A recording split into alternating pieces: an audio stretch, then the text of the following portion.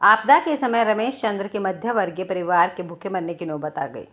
सरकार की तरफ से भी किसी तरह की मदद नहीं मिल पा रही थी। ऐसे में उन्होंने देश में आपदा के हालात चल रहे थे। इस स्थिति में लोग न जाने कैसे कैसे अपने परिवार का पेट भर रहे थे। सरकार भी ऐसी स्थिति में ज़रूरतमंदों की यथासंभव सहायता कर रही थी।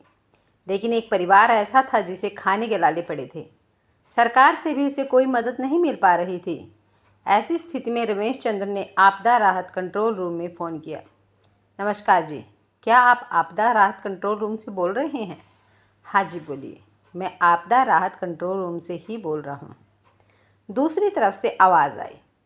तभी रमेश चंद्र ने लड़खड़ाती जुबान से कहा, साहब, हमारे घर के पास झुग्गियों में कुछ बेहद लाचार किस्मत के मारे मजदूर रहते हैं, जो कि अपना राशन ख़त्म होने के कारण कई दिनों से भूख से तड़प रहे हैं। इन बेचारों की तुरंत मदद करके उनकी जान बचा लो साहब। ऑफिस ने रमेश चंद्र को हड़कड़ाते हुए कहा, उन लोगों ने मदद के लिए फ़ोन क्यों नहीं किया और तुम क्यों कर रहे हो? साहब, गुस्सा मत होइए, वो बेचारे भूख से बहुत परेशान हैं, बात करने तक की स्थिति में नहीं हैं। रमेश चंद्र ने प्यार से कहा, ठीक है, एड्रेस बताओ, कहाँ मदद पहुँचानी है और कितने लोग हैं? ऑफिसर ने पूछा। जी साहब, लिखो, मकान नंबर 1018 सेक्टर 27 सिटी सेंटर। यहाँ 2 बच्चे व 4 लोग बड़े लोग हैं, रमेश चंद्र ने बताया। यह सुनते ही उस अफसर ने गुस्से में भरकर रमेश चंद्र को डांटते हुए कहा, तेरा दिमाग खराब है क्या? अभी तो झुग्गी बता रहा था और अब मकान का पता लिखवा रहा है। इस सेक्टर में तो सब पैसे वाले लोग रहते हैं। रमेश चंद्र ने बड़ी लाचारी से कहा, जी साहब, दिमाग भी खराब है और आजकल किस्मत भी खराब चल रही है। आप ठीक कह रहे हैं कि इस सेक्टर में पैसे वाले लोग रहते हैं, लेकिन साहब, झुग्गी का कोई नंबर तो होता नहीं, और अगर आपकी टीम झुग्गी ढूंढने में इधर उधर भटकती रही और उनको मदद देर से पहुंची तो उन मुसीबत के मारों पर भूख के चलते पहाड़ टूट सकता है साहब, उनकी जान जा सकती है। इसलिए मैंने अपने घर का पता लिखवा दिया है। तुम्हारी बातों से लगता है कि उन लोगों की बहुत गंभीर स्थिति है। चलो ठीक है, हम तुरंत मदद भिजवा रहे हैं, लेकिन तुमको ज़रा भी इंसान व इंसानियत की फ़िक्र नहीं है। एक टाइम रोटी बनवा कर तुम भी उन बेचारों को खिलवा सकते थे। ऐसा करके तुम्हारा कुछ बिगड़ तो नहीं जाता? खैर, मैं तुरंत मदद करने वाली जिला राहत टीम को आपके पास भेज रहा हूँ। टीम आधे घंटे में तुम्हारे पास उन लोगों के लिए खाना व 1 महीने का राशन लेकर पहुँच रही है। बहुत बहुत धन्यवाद साहब, मैं हमेशा आपका बहुत एहसानमंद रहूँगा। वो लाचार भूखे लोग आपको हमेशा दिल से दुआ देंगे साहब। रमेश चंद्र ने कहा, ठीक है, मैंने इस काम के लिए टीम के वरिष्ठ अधिकारी विजय की ड्यूटी लगा दी। वो खाना व राशन लेकर निकलने वाले हैं, तुम उनका इंतज़ार करना। जी साहब, मैं उनका इंतज़ार करूंगा, आप चिंता न करें। लगभग आधे घंटे बाद रमेश चंद्र के मोबाइल पर कॉल आई। फ़ोन करने वाले ने उनसे कहा, मैं जिला राहत टीम से विजय बोल रहा हूँ, घर के बाहर आ जाओ। जी साहब, अभी आया, कहते हुए रमेश चंद्र घर से बाहर निकले तो देखा कि एक जीप में 2 लोग खाना व सामान लेकर इंतज़ार कर रहे थे। वह पास घबराते हुए उनके पहुँचे और बोले, साहब नमस्कार, मैं रमेश चंद्र हूँ। ठीक है, बताओ कौन सी झुग्गी है? जिन लोगों की खाने और राशन से मदद करनी है। विजय ने कहा, आप क्यों परेशान होते हो? आप खाना व सामान मुझे दे दो, मैं उनकी झुग्गी पर पहुंचा दूंगा। रमेश चंद्र बोले, नहीं, मैं खुद देकर आऊँगा। साहब का आदेश है कि उन मुसीबत के मारे लोग से मिलकर ज़रूर आना और उनकी कोई और ज़रूरत हो तो उनसे पूछ लेना। तुम मुझे उनसे मिलवाओ, जिससे मैं समय से अपना काम करके किसी दूसरे व्यक्ति की मदद करने जा सकूं। यह सुनकर रमेश चंद्र पसीने से तरबतर हो घबराते हुए बोले, जी ठीक है, जैसा आपका आदेश। चलिए। वह विजय को अपने छोटे से अव्यवस्थित घर के अंदर ले जाने लगे। तुम आपदा के समय में मेरा टाइम ख़राब नहीं करो, हमें और भी ज़रूरतमंदों की सहायता करनी है, इसलिए हमारे पास आपके यहाँ बैठने का समय नहीं है। हमें जल्दी से उन झुग्गियों पर ले चलो। रमेश चंद्र उसे नज़रें छिपाकर बोले, साहब, मैं आपका टाइम ख़राब नहीं कर रहा, बल्कि आपको ज़रूरतमंद लोगों के पास ही ले जा रहा हूँ। मैं तुम्हारे खिलाफ कानूनी कार्रवाई करूँगा। तुमने इस भयंकर आपदा काल में झूठ बोलकर हमारा टाइम खराब किया। तुम इंसानियत के दुश्मन हो। जिस घर में तुम चलने के लिए बोल रहे हो, उस घर के लोगों को मदद की आवश्यकता नहीं हो सकती। कोई भी इस बात का अंदाज़ा घर और गाड़ी देखकर लगा सकता है। मैं फ़ोन करके पुलिस को बुलाता हूँ। विजय गुस्से से लाल होकर मोबाइल से कोई नंबर मिलाने लगा तो रमेश चंद्र घबरा गए। उन्होंने मान मनोबल करके जैसे तैसे उसे रोका तो वह बेहद गुस्से में वापस अपनी गाड़ी की तरफ जाने लगा। रमेश चंद्र उसे रोकते हुए बोले, साहब, अगर आप खाना और राशन दे जाएं तो आपका बहुत एहसान होगा। हम लोगों की जान बच जाएगी। मुझे और मेरे घर वालों को खाने व राशन की बहुत सख्त ज़रूरत है। क्यों झूठ बोल रहे हो?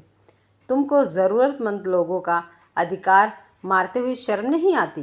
तुम्हारे घर के लोगों को मदद की क्या ज़रूरत है? तुम तो स्वयं सक्षम हो। तुम क्यों लाचार मजबूर गरीबों का हक मारना चाहते हो? भयावह आपदा के काल में इतना बड़ा अपराध मत करो। और वैसे भी तुमने मदद झूठ बोलकर किसी अन्य व्यक्ति के लिए मंगवाई है। विजय ने कहा। रमेश चंद्र ने गिड़गिड़ाते हुए कहा, साहब, कुछ तो रहम करो मुझ पर और मेरे परिवार पर। हम लोग सक्षम नहीं हैं। आप एक बार घर के अंदर जाकर देखो तो सही। हमें मदद की बहुत सख्त ज़रूरत है साहब। अगर तुम्हारी बात झूठ निकली तो मैं तुम्हें जेल भिजवा दूंगा। ठीक है, चलो तुम्हारे घर के अंदर चलकर देखते हैं, विजय ने कहा। रमेश चंद्र घबराते हुए लड़खड़ाते हुए विजय को अपने घर के अंदर ले गए। घर के अंदर की हालत देखकर जैसे विजय के पैरों के तले की जमीन खिसक गई।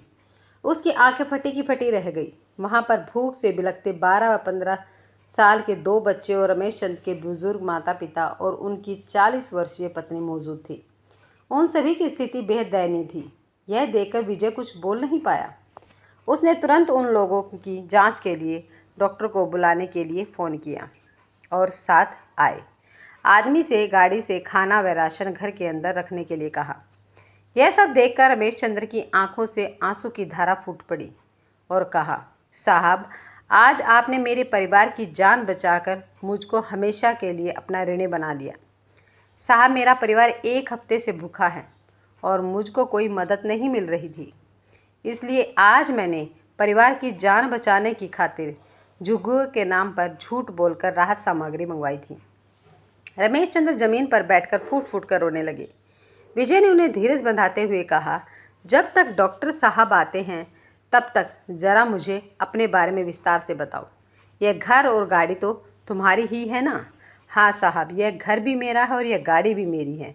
अभी साल भर पहले अपने व माता पिता की ताउम्र की कमाई व बैंक से लोन लेकर दोनों खरीदे थे, लेकिन यह पता नहीं था कि लोन लेने के 1 साल के बाद ही आपदा के चक्कर में एकाएक मेरी नौकरी चली जाएगी और दर दर ढोकर खाने की स्थिति आ जाएगी।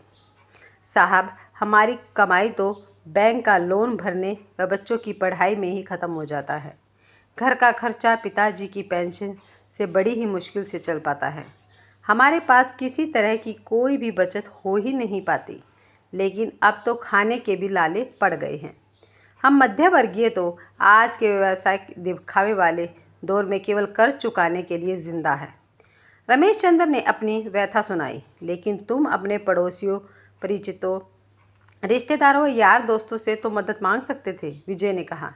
आप ठीक कह रहे हैं साहब, मैंने मदद के लिए बहुत प्रयास किए, लेकिन हर कोई मदद की बात को मजाक मानकर टाल देता था।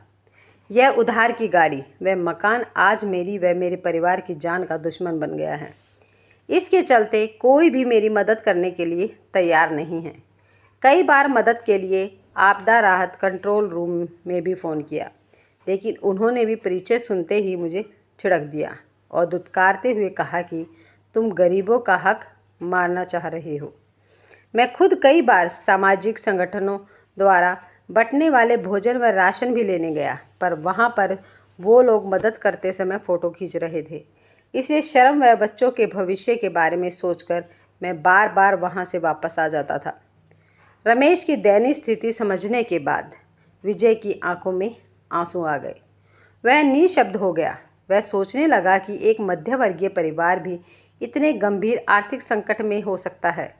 आज उसकी समझ में आ गया।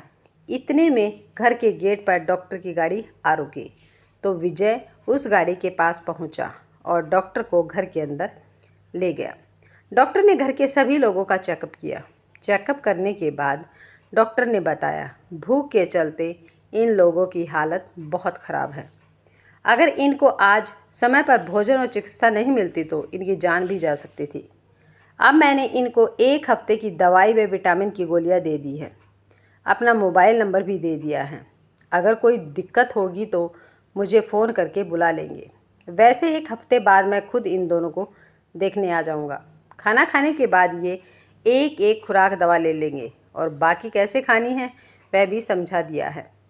सुबह तक ये लोग अपने आप को काफ़ी ठीक महसूस करने लगेंगे। डॉक्टर फिर वहाँ से चला जाता है।